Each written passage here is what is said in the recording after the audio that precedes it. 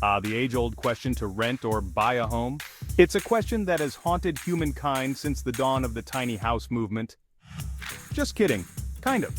Do you embrace the nomadic lifestyle of a renter, bouncing from one charming or not-so-charming abode to the next? Or do you take the plunge into homeownership, complete with leaky faucets and the joy of mowing the lawn? This video dives headfirst into the great rent versus buy debate, exploring the good, the bad, and the ugly. We're looking at you surprise plumbing repairs of both options. We'll break down the financial side, talk about who might prefer renting versus buying, and even throw in some tips on navigating the sometimes confusing world of real estate. So buckle up, grab your favorite beverage, and let's get this party started. Renting. It's the gateway drug to adulthood. You get your own space, but you don't have to commit to a 30-year mortgage. Sounds pretty good, right? Well, it has its perks. First off, renting is generally easier on your wallet in the short term. You won't need a down payment the size of a small country. No need to worry about property taxes or homeowner's insurance either. Just pay your rent and maybe a pet deposit if you have a furry friend. Second, renting offers flexibility. Don't like your neighbors? Move when your lease is up. Got a job offer in a new city? Pack your bags. Renting gives you the freedom to chase your dreams, or at least chase better takeout options. So, who should consider renting? Young professionals just starting their careers, folks who move frequently, and anyone who shudders at the thought of fixing a leaky faucet themselves. Renting provides a safety net while you figure out your next move, literally and figuratively. Buying a home. It's the American dream, right? Owning a piece of the pie, putting down roots, and finally having a place to display all your questionable Amazon purchases. But let's be real, buying a home is a big deal. It's a long-term commitment, both financially and emotionally. You'll need a hefty down payment, a good credit score, and the patience of a saint to navigate the mortgage process. However, the rewards can be worth it. When you buy a home, you're building equity. Every mortgage payment is like putting money into a savings account that you can live in. And if the housing market cooperates, your home could increase in value over time, making you a savvy investor. Who should consider buying? Families looking for stability, people who plan to stay in one place for the long haul, and anyone who dreams of having a backyard barbecue, or just a backyard. Buying is an investment in your future, both literally and figuratively. Remember that economics class you took in college? Yeah, me neither. But whether you paid attention or not, those lessons are more relevant than ever when it comes to understanding the housing market. The economy plays a huge role in the housing market. It's like the invisible hand that the Scottish economist Adam Smith talked about, guiding prices and availability. When the economy is booming, interest rates tend to be higher, making mortgages more expensive. This is because central banks often raise rates to keep inflation in check, which in turn affects the cost of borrowing money. Higher interest rates can lead to higher home prices as buyers compete for a limited supply. It's a classic case of supply and demand. More people have jobs and feel financially secure, so they're willing to spend more on homes. Think of it like trying to buy concert tickets when your favorite band is in town. Demand is high and prices skyrocket. Everyone wants a piece of the action and they're willing to pay a premium for it. On the flip side, when the economy takes a nosedive, interest rates usually drop, making mortgages more affordable. Central banks lower rates to stimulate spending and investment, which can make it a great time to buy a home if you have the financial stability to do so. But here's the catch. Economic downturns can also lead to job losses and uncertainty, making people hesitant to buy homes. It's a classic catch-22. You might get a cheaper mortgage, but you also might not have a job to pay for it. So what does this mean for you? It means that understanding the economy can give you a leg up in the housing market. By paying attention to economic indicators, you can better time your home purchase to get the best deal possible. Paying attention to the economy can help you time the market, if you dare. Look at trends in interest rates, employment numbers, and consumer confidence. These can all give you clues about where the housing market is headed. If you're comfortable with a little risk, you might snag a great deal during an economic downturn. Just make sure you have a stable income and a good financial cushion to fall back on. But if you prefer to play it safe, waiting for a more stable market might be a better bet. In the end, the best time to buy a home is when you're financially ready and have done your homework on the market conditions. Whether you're team rent or team buy, be prepared to navigate a maze of paperwork, fees, and negotiations. It's a journey that can be both exciting and overwhelming, filled with moments of joy and frustration.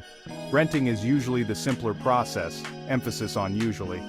You might think it's just about finding a place and moving in, but there's more to it than meets the eye. You'll need to find a place you like, fill out an application, and hope that your dream apartment isn't snatched up by someone else before you even get a chance to apply. And then there's the background check. Landlords want to make sure you're a reliable tenant, so they'll dig into your past to see if you have a history of paying rent on time and taking care of your living space. Oh, and be prepared to shell out a security deposit, which hopefully you'll see again someday, fingers crossed. This deposit is meant to cover any potential damages, but it can feel like a hefty sum to part with up front. Buying a home is a whole other ballgame. It's a significant financial commitment and requires a lot more preparation and patience. You'll need to get pre-approved for a mortgage, which involves a thorough review of your financial situation. This step is crucial, as it determines how much you can afford to spend on a home. Next, find a real estate agent who doesn't make you want to pull your hair out. A good agent can make the process smoother, helping you find homes that meet your criteria and guiding you through the complexities of the market. And then, make an offer on a home. Prepare for a bidding war. In competitive markets, you might find yourself in a bidding war, where multiple buyers are vying for the same property. It can be stressful, but it's all part of the game. And don't forget about the home inspection, appraisal, and closing costs. These steps are essential to ensure the home is in good condition and worth the price you're paying. Closing costs can add up, so it's important to budget for them. It's enough to make you want to move into a yurt in the wilderness. The simplicity of a yurt can seem appealing when faced with the complexities of renting or buying a home. But hey, at least there are resources to help you along the way. Technology has made it easier to navigate the real estate market with numerous apps and websites offering listings, reviews, and advice. Websites, apps, and even real human beings can guide you through the process, for a fee of course. Financial advisors and real estate professionals can provide valuable insights and support, helping you make informed decisions. Just remember to breathe, take it one step at a time, and don't let the stress overwhelm you. Finding the right home, whether renting or buying, is a process that takes time and patience, and maybe invest in a good stress ball. It can be a handy tool to manage the inevitable stress that comes with navigating the rental and buying processes. Remember, the end goal is to find a place you can call home, and that's worth the effort. Okay, let's talk numbers. When it comes to making one of the biggest financial decisions of your life, understanding the costs involved is crucial. As of October 2024, the national median rent for a one-bedroom apartment is roughly $1,800 per month. This figure can vary significantly depending on the city and neighborhood you choose to live in, but let's be real, that number is about as accurate as a weather forecast. In some places, you might find rents much higher, especially in bustling urban centers.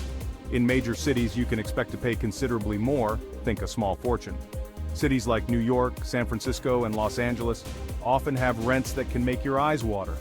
On the flip side, the median home price in the US is currently hovering around $420,000. This is a significant investment and requires careful consideration. But remember, this is just an average. Depending on where you are looking, home prices can be much higher or lower. Home prices vary wildly, depending on location, size, and amenities. A home in a desirable neighborhood with top-notch schools and amenities will cost more than one in a less sought-after area, because apparently a built-in pizza oven is now a thing. These unique features can add to the cost, but also to the enjoyment of your home. When comparing costs, don't forget about the hidden expenses. These can sneak up on you and significantly impact your budget. Renter's insurance, renter's fees, parking permits, those little things add up. You might also face annual rent increases, which can strain your finances over time. Homeowners need to budget for property taxes, homeowners insurance, maintenance and repairs. These costs can be unpredictable and sometimes quite high. That leaky faucet we talked about, and potential HOA fees. Homeowners associations can charge for community maintenance and improvements, adding another layer of cost. Renting is typically cheaper in the short term, making it an attractive option for those who need flexibility or are not ready for the commitment of homeownership. But buying can save you money in the long run. Owning a home can build equity over time, and you might benefit from property value appreciation. If you can stomach the upfront costs and the risk of your home value plummeting. It's a gamble, but for many, it's a gamble worth taking. So weigh your options carefully, consider your financial situation and make the choice that's right for you. Choosing between renting and buying is a big decision, kind of like picking a favorite child. I don't have kids, so I can say that.